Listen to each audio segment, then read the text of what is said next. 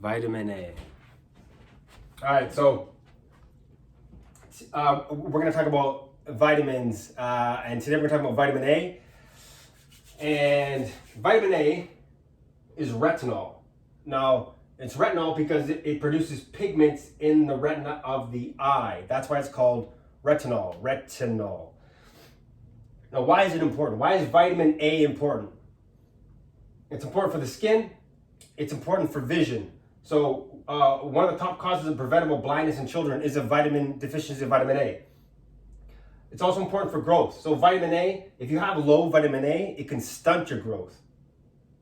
Another thing it does, it helps cell division, it helps with reproduction, and it helps with your immune system. So your immune system, think of your white blood cells, right? Your white blood cells help fight off infection. Now, it also helps with your mucous membrane, okay? So think of your sinuses and your throat and your mouth and your lungs.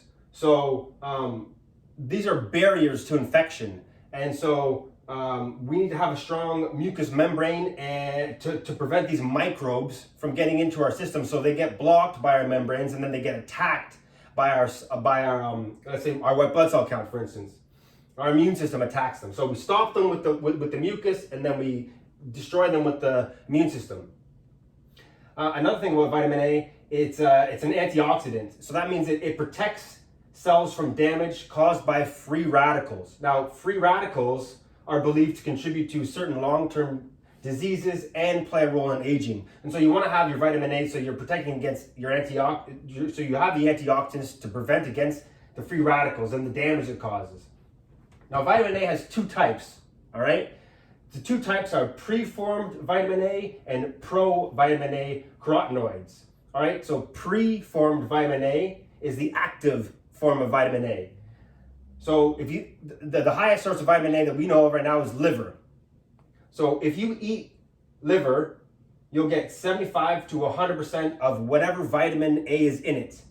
Now, if you get your vitamin A from plants, there's 500 plus plants, it needs converting, okay? So if you eat carrots, you're only going to get 4 to 7% of the amount of vitamin A it has in it, because it has to convert it.